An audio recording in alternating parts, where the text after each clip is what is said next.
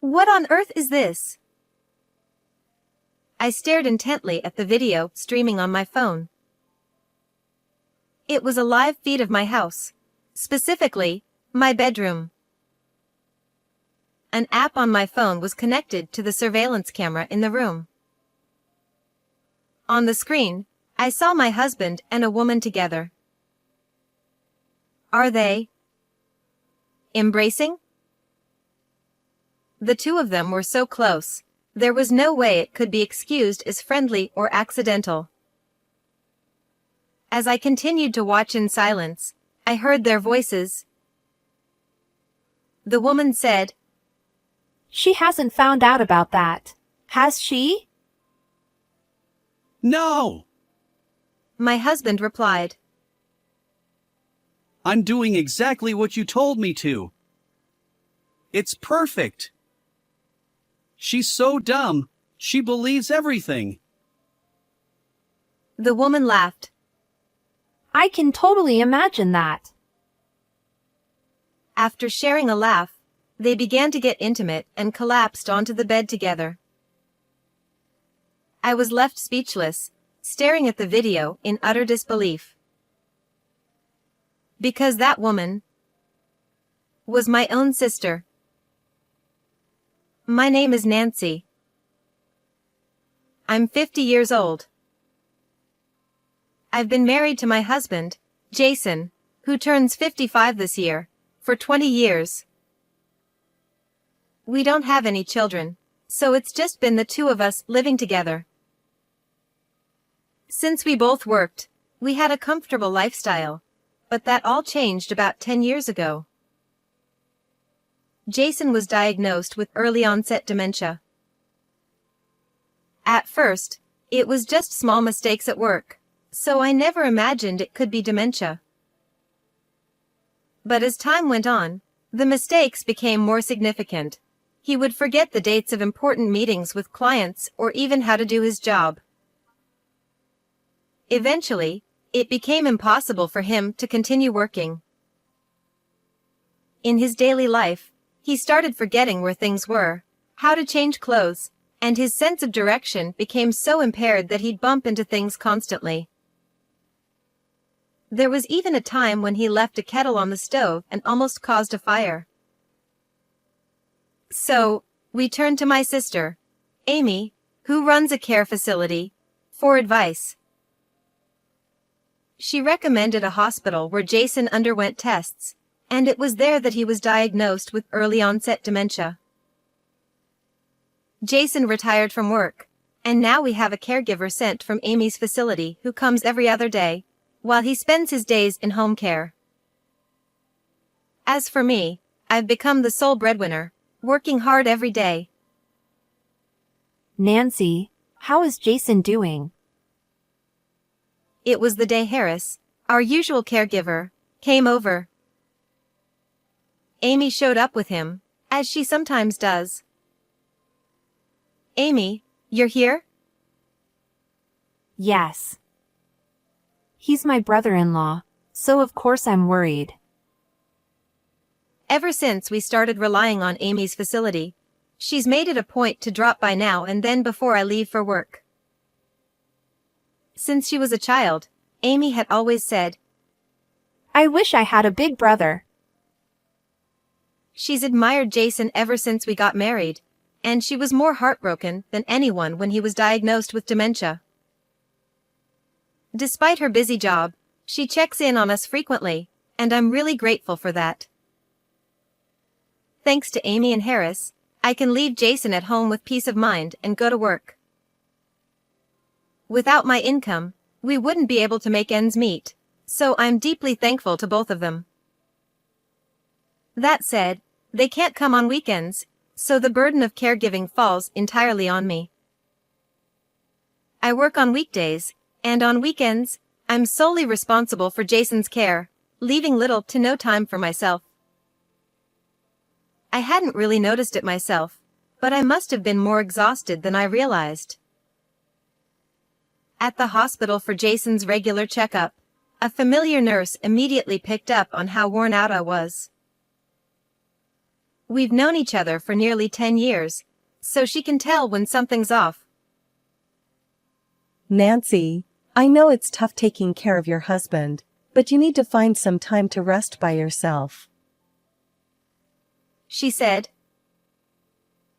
I know, you're right. But it's easier said than done. I replied. I could probably ask Amy or Harris for extra help if it came down to it, but I didn't want to burden them any more than I already had. The nurse suddenly brightened. Oh, I almost forgot. A new nurse just joined our hospital recently. She used to work at a dementia specialist hospital in New York. She might be able to help you out. Look, that's her over there.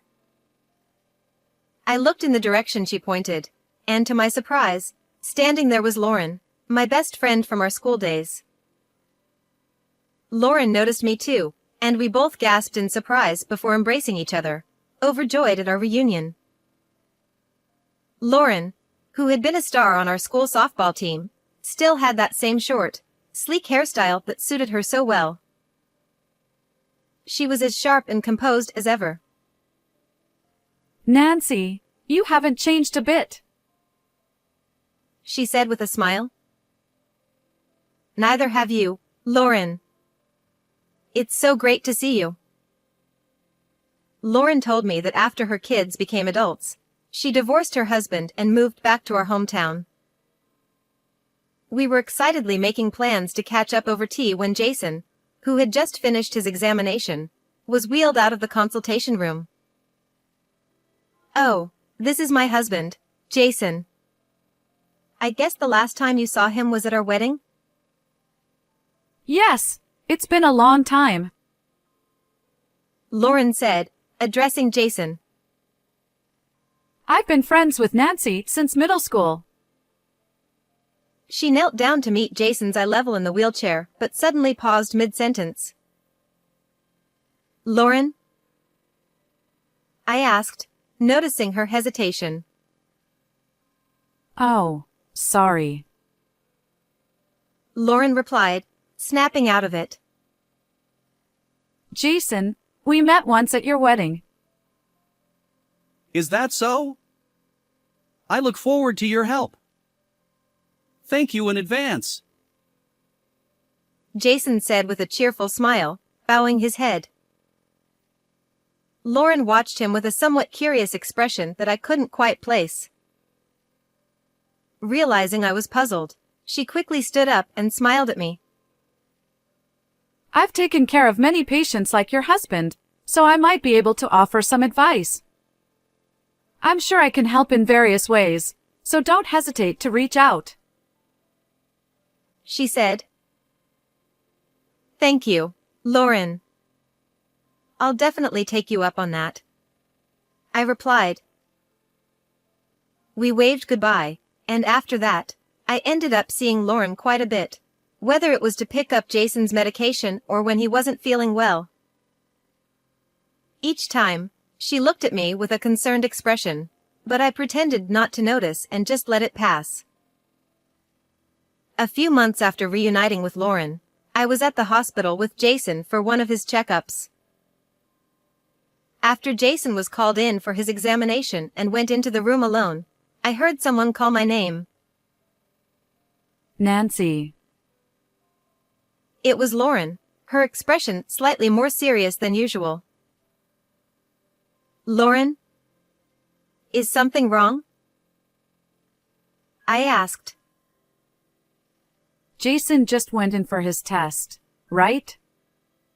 Do you have a few minutes? She asked. Sure, I have some time, I replied, a bit puzzled. Lauren led me to a counseling room. Nancy, how is it going with taking care of Jason? She asked. You're worried about me? Thanks for that, I said, giving her an update on Jason's condition and how the constant care was starting to take a toll on me. Lauren listened intently, and I assumed she was concerned about my well-being. But then she began. Actually, Nancy. What she said next left me in disbelief. Lauren started by explaining that about a week before we reunited, she had seen my sister Amy walking through town with a man. While she knew Amy's face well, the man seemed vaguely familiar to her. I called out to Amy, and she introduced the man as her boyfriend. Lauren continued. When we met at the hospital that day, I suddenly realized that the man I saw was your husband, Jason. I was so shocked. I didn't know what to think. She said. That explains the strange look on your face at the time, but... I trailed off, trying to process this. Lauren had seen Amy and Jason together a week before our reunion, yet Jason hadn't seemed to recognize her at all during our meeting. Lauren explained. Back then, I still had longer hair, down to my shoulders, and I was wearing glasses. I looked quite different from how I do now. That might explain why Jason didn't recognize her, but still. There's something else that's been bothering me. Lauren added. She mentioned that Jason's behavior at the hospital struck her as oddly unnatural for someone with dementia. She had encountered people faking dementia in her previous job at a specialist hospital, and Jason's behavior resembled that of those pretending. The man I saw walking with Amy in town was striding confidently, speaking clearly, and seemed perfectly healthy. Lauren said. Could it be a case of mistaken identity or a mix-up? I asked. I don't think so. Lauren replied. Jason has a distinctive tear-shaped mole under his right eye, doesn't he? The man with Amy had the same mole. I'm sorry if this sounds inappropriate, but he had a certain charm about him that was hard to miss, even for a man. Realizing how her comment might have come across, Lauren quickly apologized, but she was right. Jason did have that mole under his eye. It's not the kind of feature you'd easily find on someone else. The face, the mole's position, it was too much of a coincidence. Could it really be true that Jason has been pretending to have dementia for the past 10 years and, on top of that, has been having an affair with Amy? It was hard to believe, but Lauren had never been the type to lie. Nancy, I have to be honest. I don't think this hospital is very good. Lauren said seriously. What do you mean? I asked, surprised. The doctors here aren't particularly skilled, and despite the bad reputation, the patient numbers are oddly high. Don't you think that's strange? I think you should make sure Jason really has dementia. Her words lingered in my mind, so I decided to take action. I bought a home security camera from an electronics store and discreetly placed it in our living room and bedroom. I set it up to record while I was at work and made it so I could check the footage from my phone during breaks. When I reviewed the footage, I was stunned. Jason's behavior was completely different from how he acted around me. He didn't seem to have any trouble finding things, and he went about his day normally. Even when Harris, the caregiver, came over, there was no sign that she was actually helping him with anything. What's more, the footage revealed that Amy frequently visited our home when I wasn't there. Their conversations were all captured on tape. Nancy hasn't figured out that you're faking dementia, right? Amy asked in one of the recordings. No, I'm following your instructions. I pretend not to know the date or where things are, and it's working perfectly. Jason replied. I think it's also good to act like you can't write or to try going outside at night, pretending it's daytime. Nancy is so trusting that she'll never catch on. Amy added. What about Harris? Are you sure she won't spill the beans? Jason asked. She's fine. She's a divorced single mother who needs the money, so I've been paying her a little extra to keep her quiet. Amy assured him. After laughing together, they headed to the bedroom, cuddling as they went. I was left speechless after watching the footage. The sister and husband I trusted had been conspiring behind my back all this time. I didn't want to believe it, but the evidence was right there. Feeling lost, I didn't know what to do with this devastating revelation. A few days later, I decided to confront Harris, the caregiver. I reached out to her, and she agreed to meet with me on Saturday. When I visited her apartment, I showed her the footage. Seeing the video, she looked defeated and began to cry, apologizing profusely. What's on this video? It's all true.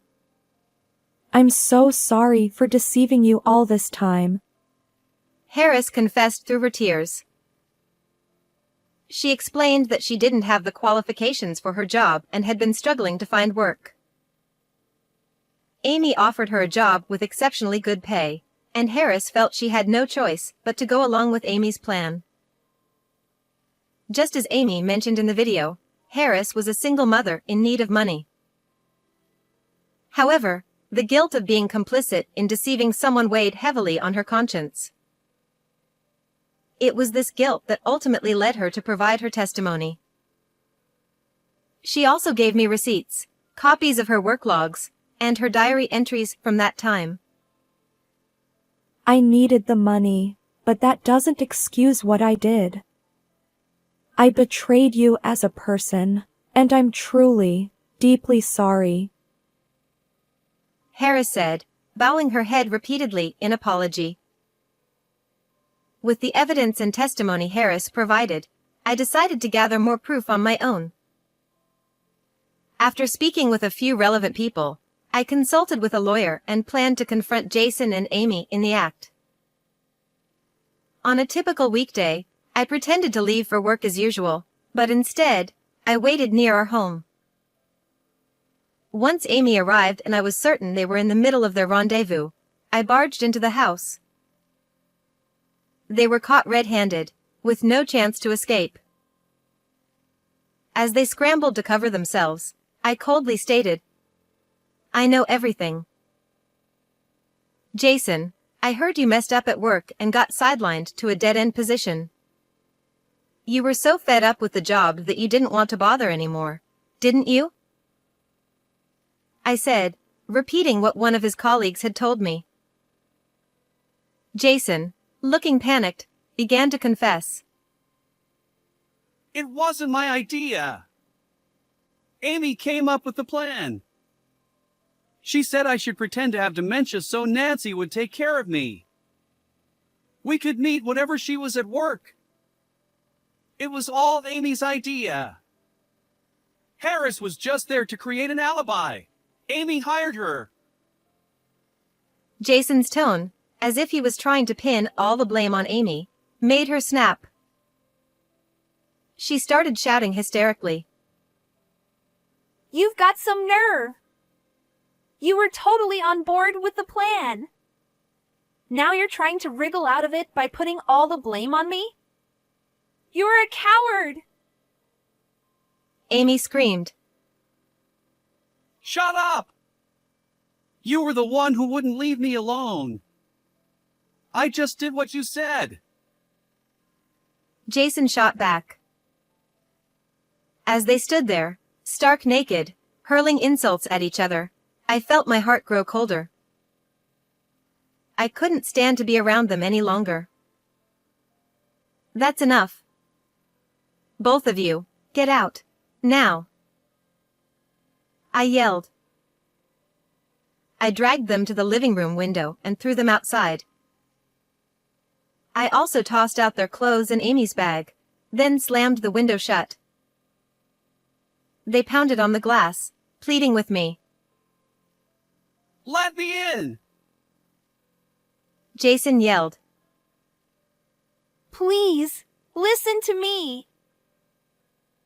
Amy begged. But I ignored them, pulling the curtains closed. When they still didn't stop pounding on the glass, I sent them a message on WhatsApp. Shut up. If you don't want me to call the police, disappear. Suddenly, everything went quiet. Over the next few days, Jason and Amy kept coming to the house and bombarding me with WhatsApp messages. Fed up with their persistence, I decided to put the house on the market and move into a short-term rental. I had already transferred the house, which was originally in both of our names, into my name alone when Jason was diagnosed with dementia. Since Jason had retired, he no longer had the means to pay the mortgage, and I figured it would be a hassle if a dementia patient had any decision-making power in the event of a crisis. So I made the change preemptively. The house sold for more than I had expected, and combined with the savings I had secretly accumulated, I was able to purchase a condo. I didn't foresee this kind of situation when I made those decisions, but looking back, I have to say, good job, me. I divorced Jason and, while I was at it, demanded a hefty amount of alimony from both him and Amy. Whether or not Jason had the ability to pay was irrelevant. It was my way of saying, this is what you both did to me. I will never forgive or forget. Now, let me share some updates I heard through the grapevine. After our divorce, Jason remarried Amy, and they now live in her house. But apparently, things aren't going well between them. I imagine they were only driven by the thrill of their illicit affair. Marriage is different. It's not just about being lovers. When you live together, the good and the bad start to surface. You have to accept, acknowledge, and sometimes turn a blind eye to those things. But for those two, who got caught up in the excitement of their affair and then hastily remarried, that's probably too much to handle. Even if they wanted to separate, they have nowhere to go. Both of their parents have passed away, and the house Jason and I lived in is long sold. Jason has no place to return to now. With no other family to rely on and no escape, they're stuck with each other. Honestly, I couldn't care less, but if I had to say it, serves them right. As for Harris, her testimony led to Amy's facility losing its certification and eventually being shut down. It seems the business hadn't been profitable enough to repay the bank loan she took out to start it. So, in addition to the alimony she owes me, Amy is now deep in debt. That's a fitting price to pay for stealing her sister's husband. The quack doctor who gave Jason the fake diagnosis also faced consequences. After the scandal broke, most of the staff, except for Lauren, quit, and the hospital eventually went out of business. It turns out that the doctor had been taking on requests from some shady sources, issuing fake diagnoses like the one Jason received, in exchange for patient referrals. That's how this doctor, despite lacking any real skill and having a terrible reputation, managed to attract so many patients. After uncovering the truth, I realized how ridiculous the whole situation was. But I also had to acknowledge my own fault for blindly trusting what my sister and that quack doctor had told me. According to Lauren, I'm too trusting and tend to believe whatever people say. I don't like being suspicious of others, but I've learned that I need to be more discerning and think things through more carefully from now on. That's been my ongoing reflection lately. Speaking of Lauren, she recently landed a new job at a large general hospital in the neighboring town. They recognized her experience working in a New York hospital, and she's already earned the trust of her colleagues, allowing her to work freely and comfortably. Through Lauren's recommendation, Harris also started working in the hospital's cafeteria. Wow, how cute! Lauren exclaimed, her eyes lighting up at the sight of the puppy playing with a ball in front of her. This little guy is a male miniature dachshund I welcomed into my home about a month ago. He's become my precious partner, bringing me comfort and easing the fatigue after long days at work. Ever since he arrived, Lauren has been visiting my condo more often. This little one is so adorable. I just can't help coming by to see him. She says, but I know she's really coming to check on me. She'd never admit it, though. I may have lost my husband, but now I'm spending enjoyable moments with my best friend. And you know what? I think I could get used to this life, enjoying my singlehood with my close girlfriend by my side. So, how did you like this story? Don't forget to subscribe to the channel. And I'll see you in the next video.